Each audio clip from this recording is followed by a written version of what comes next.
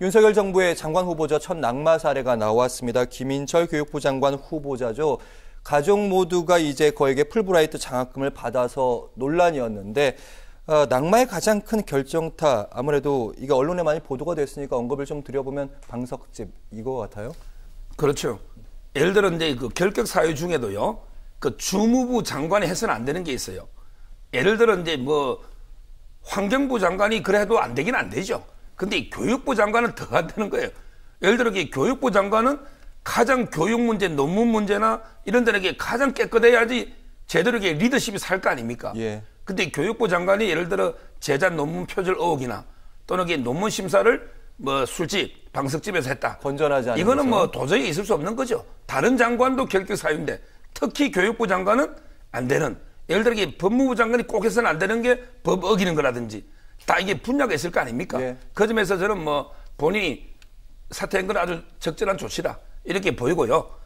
하나만 더 하면 이게 네. 그 교육부 장관도 했는데 우리 가장 문제는 이게 그 보건복지부 장관 아닙니까? 그분도 이게 빨리 좀 사퇴했으면 하는 바람입니다. 네, 그 얘기는 잠시 뒤에 저희가 더 본격적으로 나눠볼 텐데 정의당에서는 이제 낙마에 그치지 않고 수사를 해야 된다 이런 얘기도 나오더라고요. 뭐 여러 이제 의혹들이 있었지만 여기 이제 형사 문제가 될 만한 것들이 있습니다. 주목은 비교적 좀 덜 받았는데 이제 한국 그 2019년에 한국외대 당시 총장으로 이제 근무를 하실 때 개인 징계가 14건이 있었다고 합니다. 개인적 징계. 근데 이 개인 징계와 이 징계 중에 그러니까 김인철 장관 후보자가 받은 징계란 네, 받은 말씀이시죠? 징계죠. 개인 징계인 거예요. 학교 징계가 아니라 개인. 근데 그 중에 업무 추진비를 이제 근거 없이, 그러니까 업무 이외로 사용한 것처럼 의혹이 되는 것이 약 2천만 원 가량이 있었고요. 흔히 말하는 법카 유용. 예, 그렇죠. 법카 유용이 있었고, 그래서 결국 2020년에 외국어 대학교에서 이거를 환수했다고 합니다. 그러니까 이것이 사실 좀 수사가 될 가능성이 좀 있고요. 그 외에 또 외국어 대학교 내에서 이제 교내 이제 자금을 지원받아서 그 연구한 것들이 있는데 네. 이 연구를 했으면 연구 결과물을 이제 규정에 따라서 내야 되는 거 아니겠습니까? 근데 연구 결과물을 지금까지도 제출하지 않아서 그게 문제되고 있는 게 있다는 거예요. 그래서 이게 만약에 무슨 뭐 문제가 있어가지고 연구한 도중에 뭐 문제가 생겨서 못한 경우라면 이제 뭐 환수하는 조치나 이런 걸로 해결될 수 있는 거지만 연구가 전혀 안 됐으면 이거는 사기 문제가 될 수가 있습니다. 그래서 뭐 업무상 횡령이나 사기 같은 것들이 사실 의혹이 지금 있는 상황이라서 여기에 관련돼서 이걸 중심으로 해서 수사가 이루어져야 되는 게 아닌가 싶습니다. 네, 풀브라이트 장학금 문제는 이제 장학금 액수가 너무 높기 때문에 이 부분에 대해서 주목도는 높긴 한데. 네, 이제 그거는 이제 사실 뭐 그 과정에서 물론 풀브라이트 쪽에 받는 쪽에 무슨 허위 자료를 냈다거나 이런 문제가 될 수 있겠지만 그럴 가능성은 현재로서는 뭐 그런 사실이 밝혀지기는 쉽지는 않을 것 같고요. 지금 말씀하셨던 뭐 그 외 다른 문제들 같은 경우에도 도덕성 문제에 좀 더 가까운 것이기 때문에 다른 거는 이제 뭐 수사까지는 아닐 수 있는데 지금 말씀드렸던 문제는 돈 문제이기 때문에 그는 아마 수사가 좀 이루어질 수 있지 않을까 싶어요. 네, 어쨌든 김인철 후보자가 낙마함에 따라서 후임 장관 인선은 어떻게 될 것이냐. 그래서 안철수 인수위원장이 추천했던 인사가 유력하다는 보도가 나오고 있습니다. 어떻게 보십니까?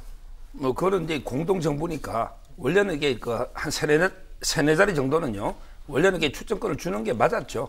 근데 전혀 배제됐잖아요.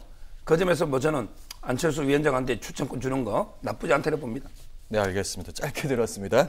네, 뒷얘기 때문에 사실 들었는데 오늘은 이제 정호영 보건복지부 장관 후보자에 대한 인사청문회 열렸습니다. 자녀 의대 편입 그리고 병역 특혜 의혹에 대한 얘기도 있었고 여러 가지 있습니다. 의혹이 많은 건 사실입니다. 사실 뭐가 의혹인지 잘 기억이 나지 않는 분위기도 합니다. 예, 워낙 이런저런 논란이 많은데 사실 가장 이제 초점이 될 만한 그거는 아무래도 편입학 문제겠죠. 의대 편입학 문제. 왜냐하면 이제 조국 교수에 관련된 과 직접 연결되는 부분들도 있고 예. 상당히 정황상 좀 의심스러운 부분들도 있고요. 뭐 특히 아들의 편입학 이 과정에 대해서는 없던 전형을 만들어 들어온 게 아니냐. 그다음에 뭐 이제 이게 아들이 2017년에 지원하고 2018년에도 지원을 했는데 네. 이 두 차례 지원하면서 점수 차이가 너무 많이 나서 기본적인 뭐 이런 점수 양정 과정에서의 합리성이 있었는가 뭐 이런 것들에 대한 논란이 좀 있는 상황입니다.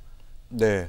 그리고 병역 관련 의혹들도 있고 인사청문회에서 이런 얘기들이 나왔습니다. 야당 의원에서는 주로 이제 정호영 후보자에게 자진 사퇴할 생각이 없느냐 이런 얘기들이 나왔고 여당에서도 사실은 아쉬운 얘기들이 좀 많이 나와서 낙마 가능성 높다 이런 얘기들 많이 나왔었는데 본인은 일단 도덕적 윤리적 문제 없다고 생각한다고 얘기하더라고요. 이 부분은요. 윤석열 당선인이 전 처음부터 그 아들 의혹이든 뭐든 나오기 전에 전문성 관점에서 지명 자체가 저는 원천적으로 잘못됐다 봐요. 자, 예를 들어 이 보건복지부입니다. 이 보건이라는 게 크게 뭐 나라가 이게 크게 지원하거나 전문성이 필요 없죠. 보건은 질병관리청도 있고 많이 있습니다. 예. 지금 이게 우리나라 예산 중에 제일 많은 게 복지 예산 아닙니까? 복지 중에도 또 이게 국민연금 개혁이라든지 이게 가장 현안 아닙니까? 연금이 고갈되고 있는데. 자, 이분이 오늘 질문에도 놓지만 이분이 연금이나 복지에 대해서 전문가는 아니잖아요. 그렇다면 이게 저는 처음부터 복지, 연금 이런 쪽으로 이게 전문가를 장관으로 하고 오히려 이게 보건은 차관을 해도 되고 아니면 이게 질병관리청에도 전문가들이 많이 있단 말이에요. 이게 왜 장관이 필요합니까? 지금 복지 예산이 얼마입니까? 우리나라에. 따라서 이게 원천적으로 저는 분야가 잘못된 전문성이 없는 이런 분을 잘못 지명했다는 거예요. 처음부터. 예. 그다음에 그 이후에 도덕성도 보면 아들은 아무리 변명해도 결국에 논문의 공저자가 심사들 한 거 맞거든요. 이 자체로 이게 이미 그거는 결격 사유입니다. 공정성 관점에서. 따라서 저는 지금까지 이게 그 청문회까지 본다고 왔는데 빨리 이게 그 사퇴하는 게 맞다. 이렇게 봅니다. 네, 알겠습니다. 자, 오늘 있었던 인사청문회 관련 이슈들 두 분의 변호사와 함께 했습니다. 김필성 변호사, 서정욱 변호사 함께 했습니다. 고맙습니다. 감사합니다.